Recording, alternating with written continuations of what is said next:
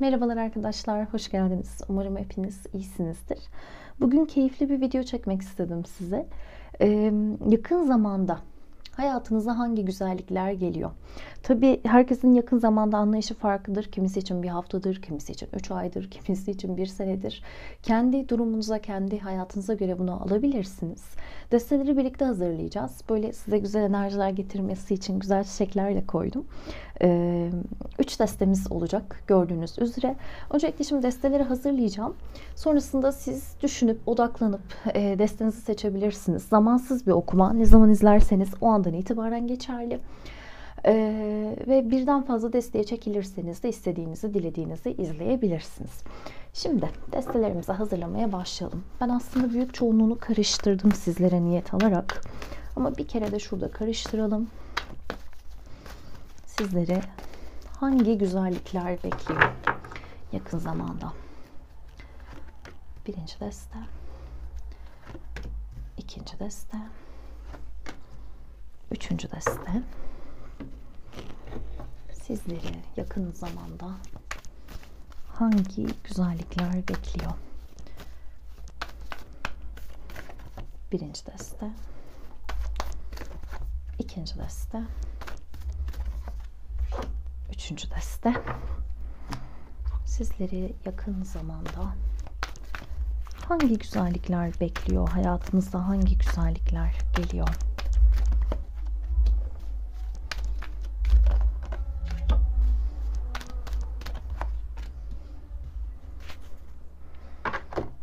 Sizleri yakın zamanda hangi güzellikler bekliyor? Hayatınıza hangi güzellikler geliyor?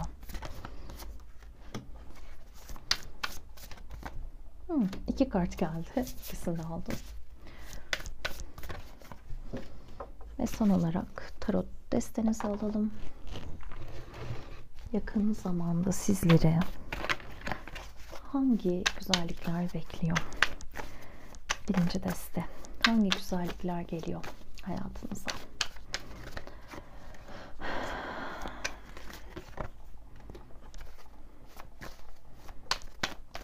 Tarot kartı yani yeterli olmazsa açılımda yine çekeceğim. Onu söyleyeyim.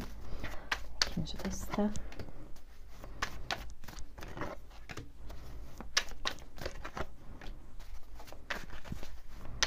Ve üçüncü deste.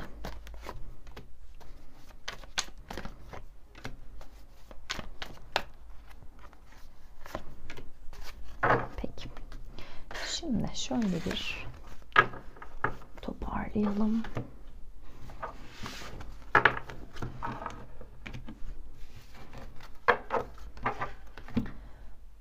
Evet. Bir bakın bakalım. Odaklanın. Düşünün. Bir niyet alın. Şöyle hafif minik bir meditasyon yapın. Kendinizi bütün olumsuzluklardan koruyun. Bugün artık sizin için nasıl geçtiyse ya da bu hafta, bu ay, bu yıl hiç fark etmez. Yılın da sonuna yaklaştık gerçekten. Şöyle bir düşünün bakalım benimle birlikte. Hepsini geride bırakın. Zihninizi boşaltın. Çünkü bazen işte uyumlanamadım ya da işte seçemedim vesaire gibi yorumlar geliyor. Arkadaşlar unutmayın ki açılımı aslında siz kendiniz seçiyorsunuz.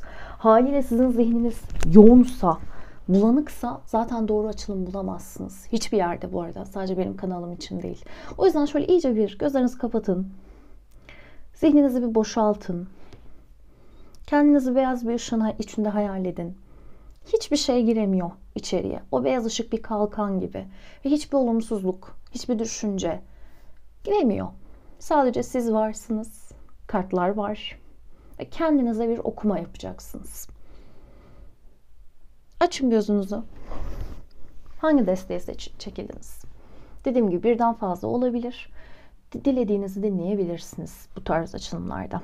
Şimdi birinci destemizle biz başlayalım. Ben de merak ediyorum. Bakalım nasıl bir şey gelecek sizlere. Şöyle alalım.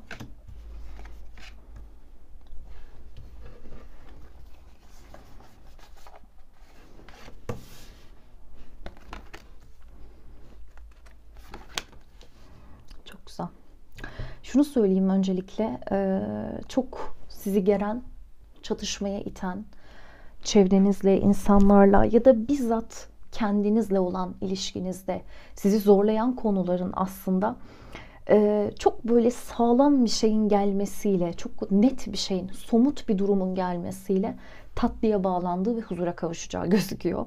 Çok yani net bir açılım aslında. Şimdi özeline girelim. Değnek beşlisi ile açmışız. Özellikle belki de Ağustos ayından beri artık şu an hani ne zaman izliyorsanız hiç fark etmez. Geride bıraktığınız Ağustos ayından beri hayatınızda böyle kafa karıştıran durumlar varsa, çetrefilli şeyler, işte insanlarla uğraşmak, bir takım çatışmalar, bir takım rekabetler vesaire, ne olduğu hiç fark etmez. Bu konuya Tılsım Şövalyesi ile birlikte somut bir durumun geldiği gözüküyor. Mesela işte bir süredir bir iş arıyorsunuzdur, iş kovalıyorsunuzdur. Somut bir iş teklifi geliyordur. Ya da zaten başvurduğunuz bir yerden bir kabul durumu geliyordur. Ve nihayetinde her şey tatlıya bağlanıyordur. Böyle düşünebilirsiniz. Bu ilişki durumlarında kapsayabilir mi? Evet, kapsayabilir. Çünkü bir şey neticesinde artık o durum netleşiyor. Ve siz nihayetinde huzura eriyorsunuz. Böyle bir şey var. Özellikle şu kart beni çok rahatlattı. Koala ruhu gelmiş. Kutsal ruhun bir planı var diyor. Bu ne demek? Allah'ın, yaratıcının senin için bir planı var. Hani şöyle düşünebilirsiniz bazen. Ben oturduğum yerde oturuyorum. Akranlarım, yaşıtlarım ya da işte hatta benden küçükler. Burada çok çünkü yaş kıyası geliyor bu kart olduğunda genelde. Nerelere geldi? Ne noktalara geldi işte. Benden küçükler işte şu kadar para kazanıyor. Benden küçükler işte evlendi, barklandı, çoluk çocuğa karıştı. Ya da ne bileyim işte akranlarım şunu yaptı. Ben hala niye buradayım? Hala bir yeri gezemedim, tozamadım. Artık her neyse konumuz. Anladınız ne demek istediğimi?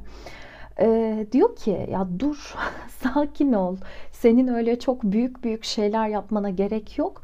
Senin gidip alman gereken, senin gidip koşman gereken bir durum da yok. Sana zaten o huzur bizzat Allah tarafından gönderiliyor. Yani şu kart çok güzel bir kart gerçekten. Şöyle göstereyim yakından size, bakın. Huzur. Bir güvercinin zeytin dalı getirdiğini görüyoruz. Bir yumurtanın üzerine ve bakın burada kuştan bir takım tüyler düşmüş. Bir takım kalpler görüyoruz ve yıldız temasını görüyoruz. Belki bu sembollerin bir önemi olabilir. Hani böyle işte balkonda ya da sokakta kuş tüyü bulmak değil de ne bileyim bütün camlar, kapılar kapalı ama birden odanızda bir beyaz işte tüy var. Bunun gibi sembolleri düşünebilirsiniz. Çünkü sokakta zaten görmeniz olağan, yani her yerde kuş var neticede. Ama hiç böyle olmadık bir yerden ne bileyim böyle bir dal olur ya, çat diye kırılır düşer önünüze yürürken. Ya da hiç olmadık bir yerde bir işaret görürsünüz. Bir yazı ve o mesajın size olduğunu bilirsiniz zaten. Ama o mesajın size olduğunu hissetmiyorsanız ne kadar zorlarsanız zorlayın, o bir işaret değildir. Bunun gibi düşünün. Hani sanki böyle sizi bekleyen böyle bir çift söz, bir işaret, bir şey de var gibi geldi bana. Ama dediğim gibi yani bu çok kişiye özel. Hepinizinki farklı açıkçası. Bu kuş tüyünü çok sembolik düşünün burada. Çok sembolik düşünün. Belki dargın olduğunuz, küs olduğunuz bir insanla aranızın düzelmesi. Bu bir aile üyesi olabilir, bir arkadaş olabilir, bir partner belki olabilir. Çünkü yine burada bakın şöyle bir kart gelmiş. Crossing Bridges.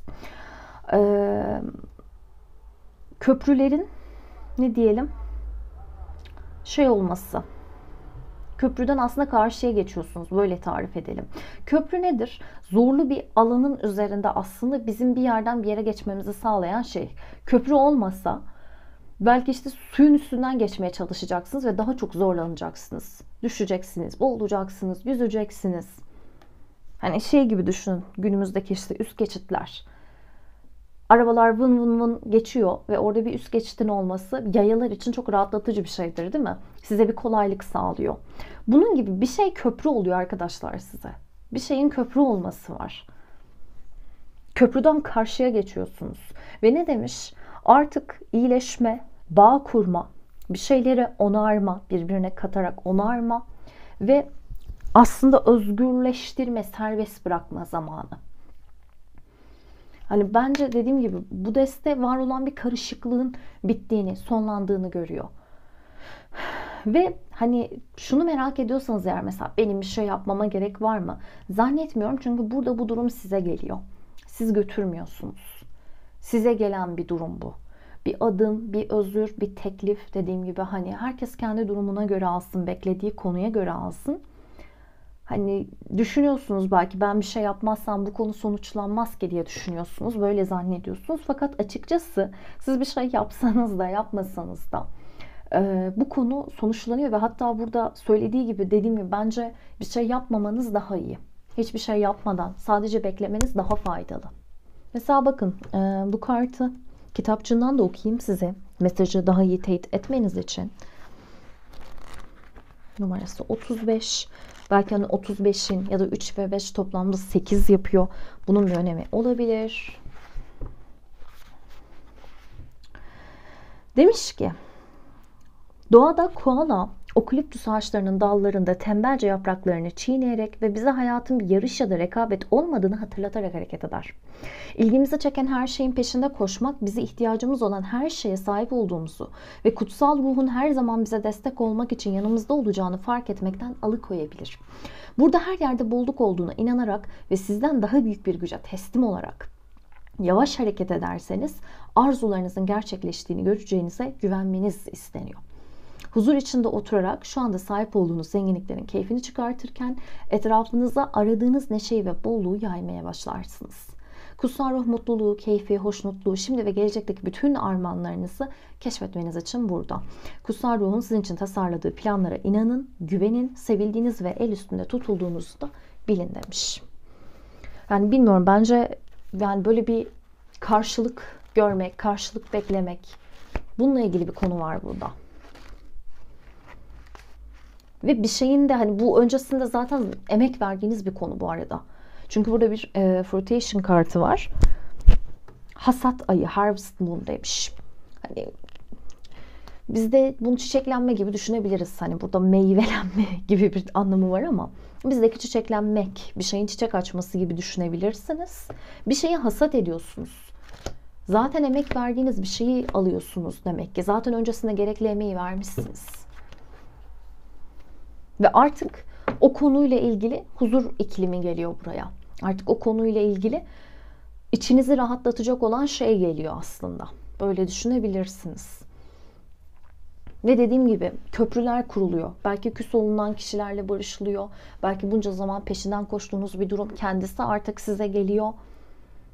Ve artık hani gideceğiniz yolu ve yönü de bakın biliyorsunuz bence. Işıkla, çünkü oraya doğru gittiğiniz gözüküyor. Önünüzü takip edebiliyorsunuz. Geride bırakıp rahatlayacağınız şeyler de var bu arada. Onu da söyleyeyim.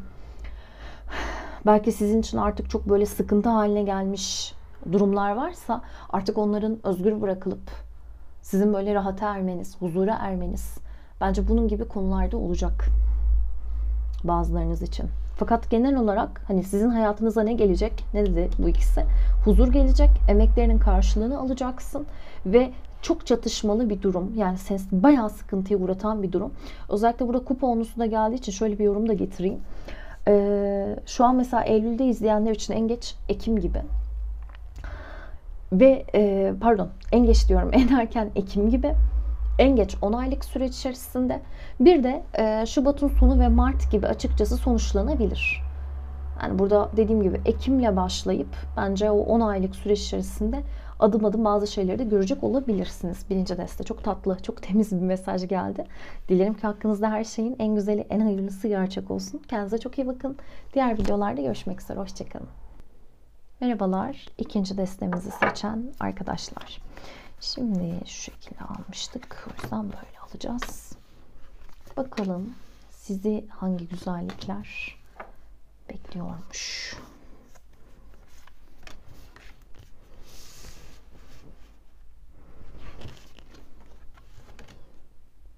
İnancınız tazelenecek sizin. Sizin inancınız tazelenecek. İnandığınız, umut ettiğiniz bir konu meydana geliyor. Bu ayrı. Bir de bunun haricinde aslında odaklandığınız bir konunun, bir mevzunun sizde bir aydınlanma yaratması, belki birden gerçeği görmeniz, gerçeği keşfetmeniz, sanki böyle bir durum yaşanacakmış gibi.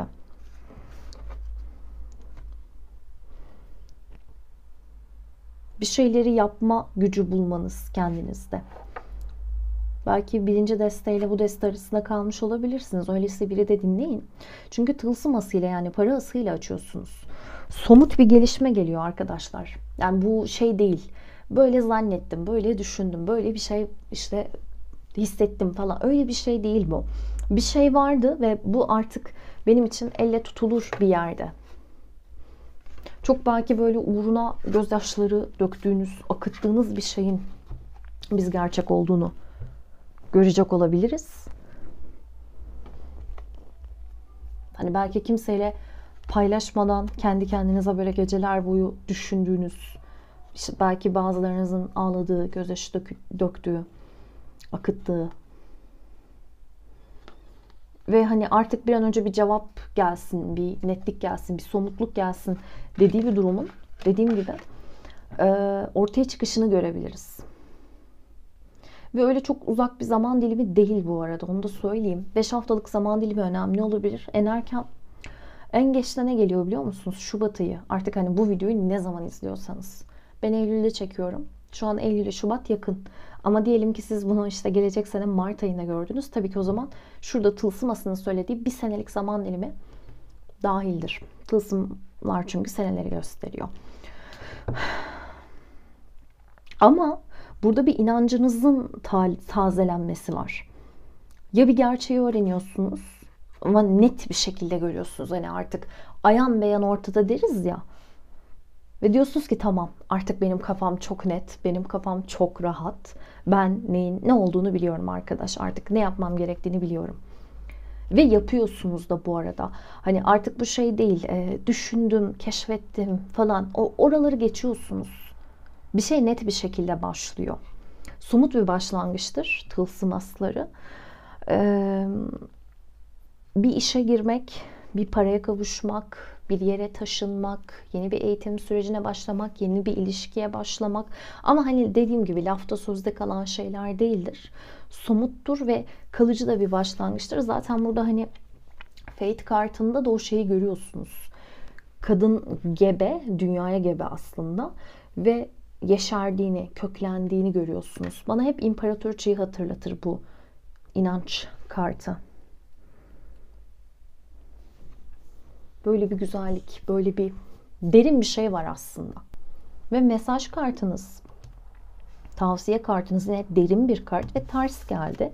Bu destedeki ters kartlar korkulacak şeyler değil. Öncelikle onu söyleyeyim.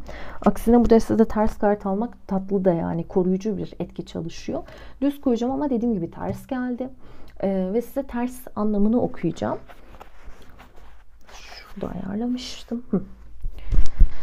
Şimdi şundan bahsediyor. Diyor ki eğer utangaç bir şekilde beceriksizce yürüyorsanız kartal ruhu size bunun sadece şu anda uçmanız gerektiği için böyle olduğunu hatırlatıyor. Uçarak sizi korkutan ve kendinizi yalnız hissetmenizi sağlayan sorunların üstüne çıkın. Büyük resmi görün ama bilgelik ve cesaret kazanmanıza yardım eden ayrıntıları gören kartal görüşünüzü de koruyun. Veya belki de başkalarının sizi kabul etmesi adına kendinizi küçültüyor musunuz? Şimdi korunmasız ve bağımlı olma zamanı değil. Çünkü kendi başınıza uçacak kanatlarınız var. Bu dönemde bunu yapmalısınız. Bakın yine yapma enerjisi. Tekrar yapma enerjisi. Üst üste. Zaten burada hani Breaking Trail.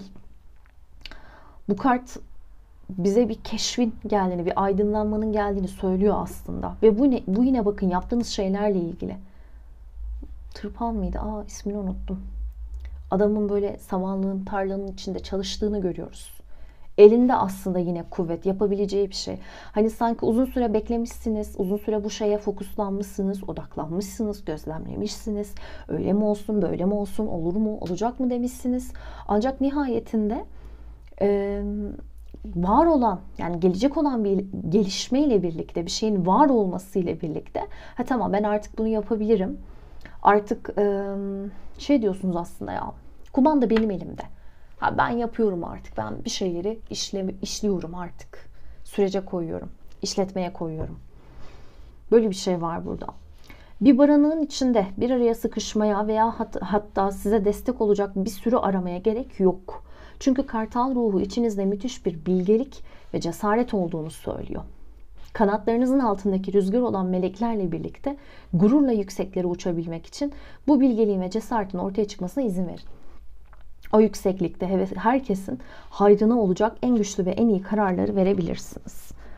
Hep deriz ya, kartallar yalnız uçar, yuvasını işte en yükseklere, en tepelere yapar. Ya, cesur olmanız gereken bir zaman dilimi ki şeyi göreceksiniz zaten. Yani kart şöyle ters gelmişti. Şeyi göreceksiniz zaten. Evet, inandığım konu nihayetinde meydana geldi. Nihayetinde ben bu konuyla meşgul olabiliyorum.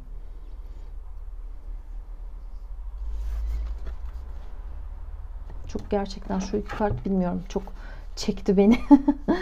Yıldız kartıyla da birlikte elbette. Yıldız kartında biz bir arınmaya evet ulaşırız. Bir bilgeliğe de ulaşırız. Ve uzun süredir umut ettiğimiz, hayalini kurduğumuz bir şeyin artık gerçek olduğunu da görürüz. O yüzden inançlı kaldır, umutlu kaldır zaten bu kartın mesajı kendi içinde. Ve bakın burada yang, yani eril, yapma enerjisidir. Artık durup düşünme değil, yapma eylemine geçeceksin diyor. Size bu fırsat gelecek aslında. Belki uzun süredir öyle mi yapayım, böyle mi yapayım, şu mu olsun, bu mu olsun düşünüyordunuz. Ama artık öyle bir durum oluyor ki şeye giriyorsunuz, maça giriyorsunuz. Artık yedek kulübesinde değilsiniz. Öyle söyleyeyim. Yani bütün bir açılımın özeti bu aslında. Yedek kulübesinde yeterince oturdun, bekledin. Maça çıkacağın günü hayal ettin. Ve artık nihayetinde maça çıkıyorsun. Böyle bir durum var. Buradaki bu kartal sembolizması ve yıldız özellikle belki önemli olabilir. Tabii sizin dikkatinizi çeken, gözünüze böyle gel beni gör diyen bir işaret varsa onu da alabilirsiniz. Neticede sizin açılımınız. Şöyle bir bakın yakından. O işaretler, o semboller de belki bu durumun gerçekleşmesi için önemli olabilir. İkinci desteği seçenler. Dilerim ki her şey gönlünüzce olsun. Kendinize çok iyi bakın. Güzel haberlerinizi almak dileğiyle. Hoşçakalın. Merhabalar. Üçüncü desteği seçen arkadaşlar. Bakalım sizi ne gibi güzellikler bekliyormuş.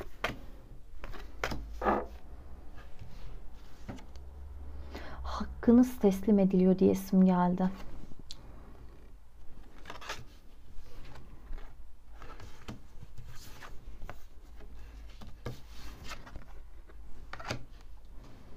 Evet. Hakkınız teslim ediliyor bence bir konuyla ilgili. Hakkınızın yendiğini düşündüğünüz bir durum varsa, kendinizi kurban gibi hissettiğiniz bir durum varsa, bunun artık ödenmesi, yerine gelmesi. Hani ilk etapta gözüme çarpan bu oldu. Şimdi burada önce sizi şöyle bir teskin eden kartla başlayalım. In the flow. Akışta olması bir şeyin. Zaten burada böyle Noel Baba gibi uçtuğunu görüyoruz birinin havada.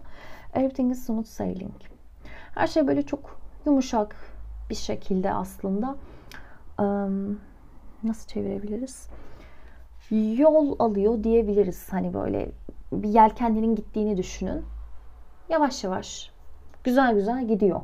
Herhangi bir engele takılmadan süzülüyor adeta. Yönünü buluyor, yolunu buluyor. Ve diyor ki size de bu süreçte kendi şarkınızı söyleyin. Boğaz çakrasının kendini ifade etmesi. Boğaz çakrasını aktifleştirmeniz, kullanmanız bu vurgulanmış. Zaten kartın arka planı mavi hakim, bunu görüyorsunuz. Çok ilginç. Bu kartın da numarası 12. Aslan adam da 12'dir tarotta. Şöyle bir şey gelmiş. Siz uzun süredir sesinizi çıkartamamışsınız anladığım kadarıyla bir duruma. Hakkınızın yendiği hatta bir duruma. Ve bu durum sizi çok mağdur hissettirmiş olabilir. Kurban gibi hissettirmiş olabilir. Ya da böyle bir şey değildir ama hani şeydir. Ya ne yapayım, bekliyorum, hani benlik bir şey yok ki. Ben süremi bekledim ve zaten uzun süre uyku modunda kalmışsınız. Fakat bu kart ters geldi. Şimdi ters geldiğinde kartın anlamı farklılaşıyor. Onu size aktaracağım birazdan. Ama şöyle ilginç bir şey olmuş. Aslında bu süreç, hatta şuradan aramaya da başlayayım. Bu süreç sizin bilgelik kazanmanız için önemli olmuş aslında.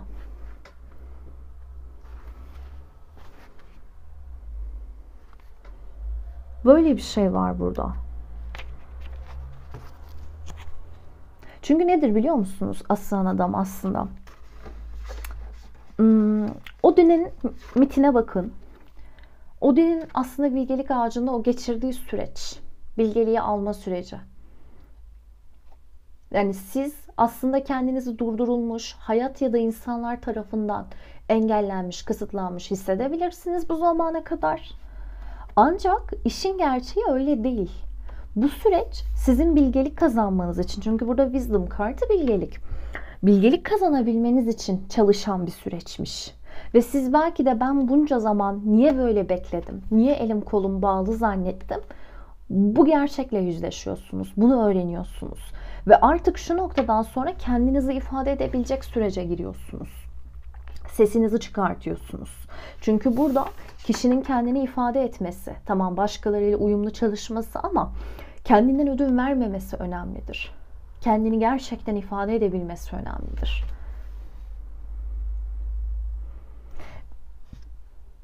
Kılıç yedilisi. Ve şöyle bir şey var. Özellikle bu videoyu artık ne zaman izliyorsanız, izlediğiniz senenin Şubat ya da Mart ayından beri siz bu ruh halinde ya da bu konumda bulmuş olabilirsiniz kendinizi. Ve en geç nereye kadar çözülüyor biliyor musunuz? Yine videoyu izlediğiniz zamandan alarak Nisan-Mayıs ayına kadar olan süreç. Ben şu an mesela bunu Eylül'de çekiyorum. Bir şey kalmadı Nisan-Mayıs'a. En geç oraya kadar olan süreçte siz bu durumu artık çözüyorsunuz. Ve zaten ne vardır biliyor musunuz bu karttaki aslan adamda özellikle? Bakın adamın elinde aslında başından beri anahtar. Biraz da kendisi tercih etmiş aslında o ağaçta asılı kalmayı. Bu ne demek biliyor musunuz? Şurada da gördük ya zaten kestirme zamanı diye. Bu dediğim gibi ters. Şöyle düz çevireceğim görmeniz için. Belki de cesaret edemediğiniz için durdurdunuz kendinizi. Sürekli oyalandınız. Sonra yaparım. Sonra hallederim. Şu işe sonra başvururum. Şu kişiye sonra şans veririm. Hakkım mı yeniyor? Sonra ararım. Sorun değil. Hani biraz sanki fazla ertelenmiş bir şeyler. Ve dediğim gibi siz bunu hayatın ertelediğini düşünüyorsunuz ama acaba işte siz de biraz bu ertelemeye sanki iştirak mı etmişsiniz? Şimdi şu kart ters geldiğinde koruyucu mesajı çalışıyor. Size bunu okuyacağım. Daha net almanız için. Ama merak etmeyin yani bence durumunuz çok güzel çözülüyor. Ve belki hani şey konumuna geçmek bile olabilir burada artık veren el olabilmek.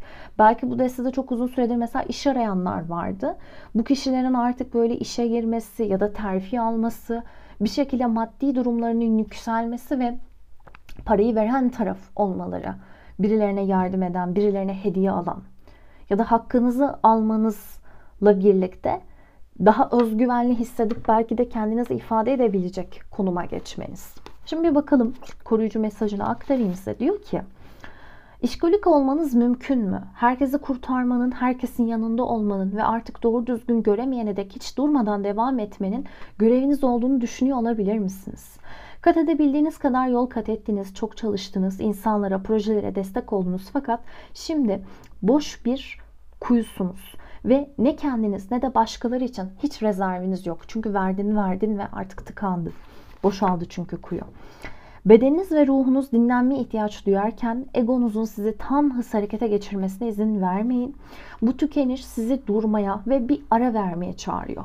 Eğer bunu yapmazsanız bu kartın çıkması bunalmaktan kaynaklanacak olası bir hastalığı haber verebilir. Yani iç sıkıntısından. Eğer ara verirseniz kendinizi yepyeni biri gibi hissedeceksiniz. Bunu şimdi yapın. Çünkü size dediğim gibi hayat bence zaten zorla ara verdirmiş, bekletmiş. Diyor ki yani şu anın sen tadını çıkar. Zaten vakti geldiğinde yerinden kalkacaksın. Hiç merak etme. Ve zaten bu süreci tamamladığında hani bunun size verilen bir dinlenme vakti olduğunu anladığınızda zaten kendinizi ifade edebilecek konuma, pozisyona da geçiyorsunuz. Hani orada da hiçbir sıkıntı yok açıkçası. Yani o yüzden bence şu anki sürecin kıymetini bilin, tadını çıkartın. Bunu bir tatil gibi düşünün. İşte iş arıyorum, bulamıyorum. Ne bileyim işte ya aklıma biri var ama bir türlü ilişkiye geçemiyorum. Ya da işte farklı bir konu var ama işte alamıyorum vesaire. Bir dur diyor, bir bak bakalım, bir dinlen. Acaba işte buraya enerjini hep boşuna mı akıttın? Bir çöz bakalım mesele ne? Bir şeyden mi korunuyorsun acaba?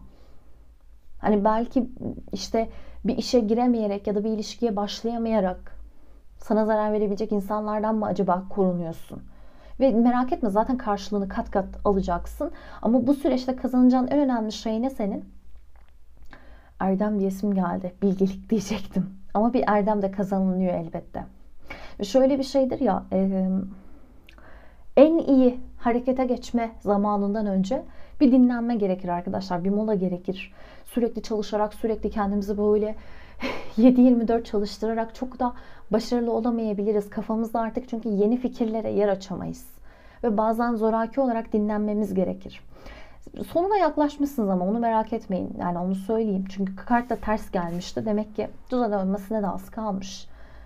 Artık hani oradan zaten bence özellikle dediğim gibi en geç Nisan Mayıs'a kadar, en erken de nereye kadar? Şubat Mart'a kadar aslında yine çok bir şey yok. Birkaç ay içerisinde zaten çıkacaksınız gibi gözüküyor. Yani her şey zaten olması gerektiği gibi olmakta. Ve hani bu süreç bakın, kız yıldızlara yükselmiş ama nasıl yükselmiş? Ayağının altına bir sürü kitabı yığmış. Şeyi fark edeceksiniz, bu nekaat süreci, bu dinlenme süreci, bu işte ya ben hareket edemedim vesaire dediğiniz sürecin sonunda ya aslında ben bu süreçte iyi bir dinlendim. Bu süreç bana iyi geldi. Belki başka şeyler öğrendiniz, kendinize başka şeyler kattınız. Hani o odaklandığınız şey her neyse, evet bir türlü belki olmadı ama olmayacağı anlamına hiçbir zaman gelmiyor. Zaten olacak. Zaten kendinizi ifade edeceksiniz. Zaten kendi sesinizi bulabileceksiniz. Hani o yüzden dediğim gibi şu sürecin tadını çıkarın. Özellikle bakın burada kış vurgusu var. Bence en erken kış mevsimiyle zaten işte dedik ya Şubat. En geç de baharın o gelişiyle birlikte artık o süreç geride kalacaktır. Yani o yüzden şu an açıkçası kendinize bu dinlenme zamanını da tanıyın derim. Üçüncü deste. Ama merak etmeyin, kendinizi ifade edeceksiniz. Kendinizi ifade edebileceğiniz ortam doğacak bu sürecin sonrasında. Dilerim ki her şey gönlünüzce olsun. Kendinize çok iyi bakın arkadaşlar. Güzel videolarda görüşmek üzere. Hoşçakalın.